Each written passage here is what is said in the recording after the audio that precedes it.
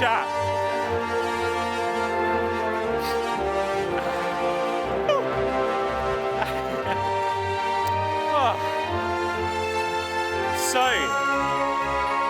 So have you heard about the archaeology skill? Yes, you have. It has been the worst kept secret of 2019, but the joy is that there's so much more that you don't know, which is great. And that's because it's so much more than a skill.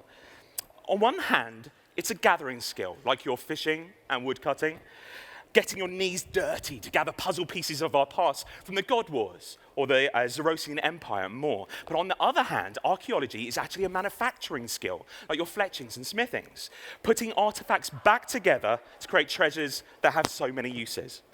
Okay, we're going to need more hands.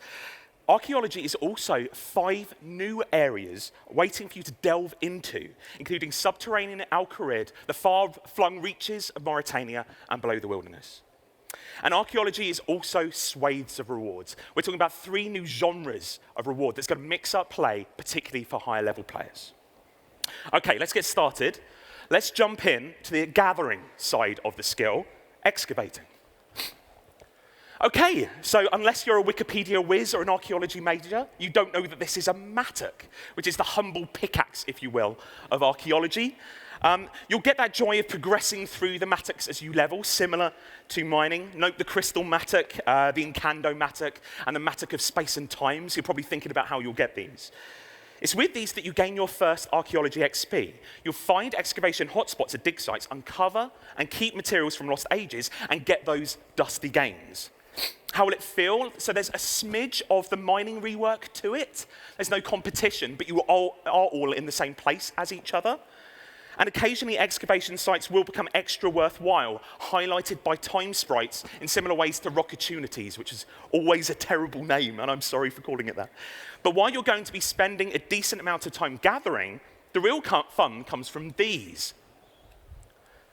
And this is the manufacturing side, artifacts. Occasionally, as you excavate, you will find damaged artifacts. And what you see here is 1/5 of what you'll be able to find. And these artifacts are the real treasures of the past, things of significance from lost ages. They'll be broken when you find them, and it's up to you to restore them. And this is where the materials from the gathering part of the skill really help. You'll require certain materials for each artifact, and they're tradable, which makes swapping with other players for that last material at a dig site a real highlight. But fixing an artifact is the lion's share of the XP. You'll get a gigantic chunk when you're done. But what do you do with them once they are done? Well, welcome to the newly refurbished dig site in Varrock for the 2nd time this year. Well, they'll make that choice regularly. And this is a part of the skill I really love. I really love the sorting element, where you're trying to decide whether or not to keep something or contribute it to something else. Because you can hand it to a collector, perhaps, including some of the most famous characters in the game, Wise Old Man, Bent-Nose and Wartface, for some of the best rewards in the skill. Or does it belong in a museum, where they'll give you chronotes, which are a new currency for archaeology that can be exchanged for kick-ass rewards? Or do you keep the item for yourself, particularly if it may have a future benefit for you? And that's not even scratching the surface of what you can do here. You can build a research team, again from some well-known characters who will discover new ways for you to train. You can also start getting your qualifications in archaeology, completing feats from across the skill to give you access to even more stuff. And as you master each of the dig sites in the game, they will come with a central mystery to be resolved. So there's a huge story component to archaeology. Dig sites. So this is where the skill really starts showing its teeth. As much as you might want to be scrubbing up bones, finding a series of small walls with tiny brushes, sometimes you just want to raid a tomb, explore the uncharted, or go on a last crusade. So to talk about these dig sites, I'd like to bring onto the stage someone who has been working on this for about 18 months, who's been pitching it closer to 3 years, our part-time tour guide, Mod Timbo.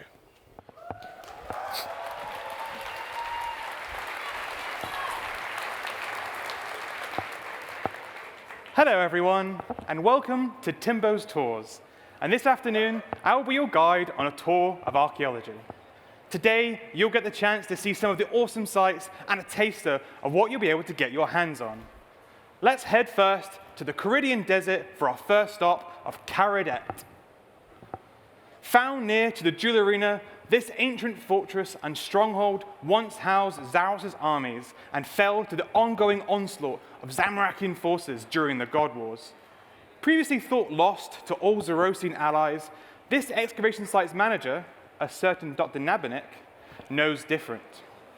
Unlocked at level 5 archaeology after completion of your first qualification, this is where your journey begins through the skill. Do not fret, however, this is not an excavation site just for interns. Hidden in the deep vaults, you'll excavate Zarosian weapons, opulent religious pieces relating to Zaros himself, and unearthed scrolls relating to ancient magics. Our next stop takes us to the eastern coast of Mauritania, where some of our more eagle-eyed tourists have already seen this in the volcano. We now know modern Mauritania to be dark and full of blood-sucking terrors. But this was once a Saurodominus stronghold, and the jewel of that was the Iceni settlement of Everlight. Thank you.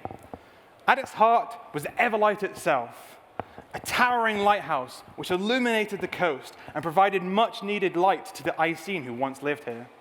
In recent times, the light has dimmed since the settlement was sacked, and Venescula, the excavation site manager, has tasked the player to extinguish it so that she can get some more much-needed beauty sleep.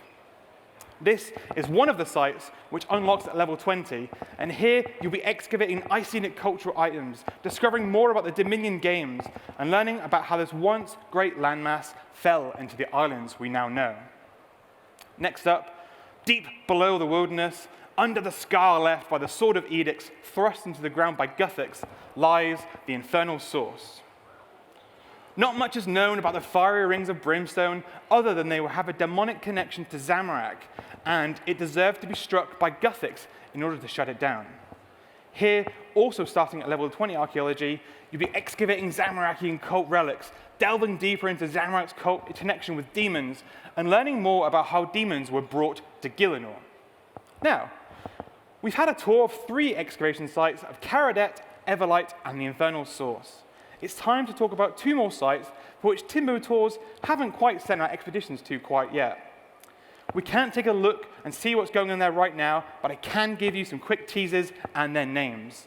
Stormguard Citadel and the Warforge. Now, it's time to ditch the binoculars for sightseeing and head down to the real meat of the tour, and what you all want to hear about, the rewards. What treats lie in store for intrepid archaeologists who excavate and restore artifacts from the past, you might ask? Well, let's get started talking about ancient summoning. Deep in the heart of the infernal source, after discovering the secrets and unearthing its treasures, you will learn how to bind the will of powerful demons to you through the summoning skill. Using a binding contract forged with new materials found in the Infernal Source, with your usual charms, of course, you'll be able to bind existing demonic Slayer creatures and summon them all with their own unique effects. I don't have the full itinerary written down here for the tour, but I do have a few sneak peeks. First up, we have the Ripper Demon. The Ripper Demon's passive effect will be to deal more damage to its target for how much health it has. And its scroll effect will be to replicate the Ripper Demon's death jump attack. Next up, we have the Abyssal Demon. The Abyssal Demon will automatically teleport to its target to deal damage, and its active scroll effect will be to tether block and bind your current target. Lastly, we have the Calgarian Demon. The Calgarian Demon will be the most powerful summoning familiar in terms of combat stats up to date, and its active scroll effect will be to provide you, itself, and nearby friendly players a critical strike buff temporarily. Now, we often look back to our history and often think they're not as technologically advanced as we are right now. However, that is not the case in Gielinor. By discovering the teachings and blueprints of Gielinor's own Da Vinci, you will be able to create brand new devices and perks using materials found disassembling artifacts and materials excavating during archaeology. First up, we have the Ancient Gizmo. Covering all three different types of gizmos, such as weapon, tool, and armor, you'll need to use Ancient Gizmos in order to obtain the new perks from archaeology materials. That's not all, however. All 9 slots in the Ancient Gizmo will be unlocked, allowing you to experiment further and find perk combinations and ranks previously undiscovered. Next up, we have the XP capacitor. If you've ever wanted to level up your augmented items faster, to either siphon them or to get those juicy level 20 benefits, then this is the device for you. An empty XP capacitor takes some of the item XP you would normally earn from your augmented items and instead siphons it into the capacitor. Once the device is full, it can be traded to other players, and they will earn double item experience until the capacitor runs dry. It's like bonus XP, but for your invention items. Another device unearthed from the past is the Kinetic Dynamo. Not content with just using Guthix juice to power up your invention needs, the Kinetic Dynamo will be able to create divine charges by simply running around or surging. Once you've done enough running around with the Kinetic Dynamo, it will charge up, spit out divine charges, and then break. The final thing to talk about for ancient inventions today is the ability to further enhance invention-created tools like the Fishermatic, Hammertron, and Pyromatic. Using the materials found from the past, you've discovered ways to make the tools more efficient and act like level 80 tools instead of level 72 tools they act right now. Let's move on to the real jewel of our tour today and what we are calling relics. Powerful items from RuneScape's history have been rediscovered, and it's up to you to find and harness their powers. In doing so, you will earn permanent, powerful, passive effects which are always active. You'll be able to choose up to 3 of these relic powers and pay chronos in order to change and choose between them. These relic powers are incredible, and here are just 2 of the 20+ effects we will have at release for you to get your hands on. First up, we have what we are calling the Abyssal Link, which allows you to cast teleportation spells without casting runes. However, the spells no longer give XP. And the second one to talk about is what we are calling Slayer Introspection. When you are assigned a Slayer task, you'll be able to choose between either the maximum or minimum amount of creatures you want to kill. One last thing. During your time excavating the once lost wonders of the world, you'll come across some powerful artifact weapons, which you can restore even further to become exceptional weapons. If you look now behind me, you can spot one of them, which we are calling the Spear of Annihilation. Alas, my section of the tour is over. Thank you for traveling on Timbo Tours today, but now it is time to hand back to our expedition leader, Mod Osborne.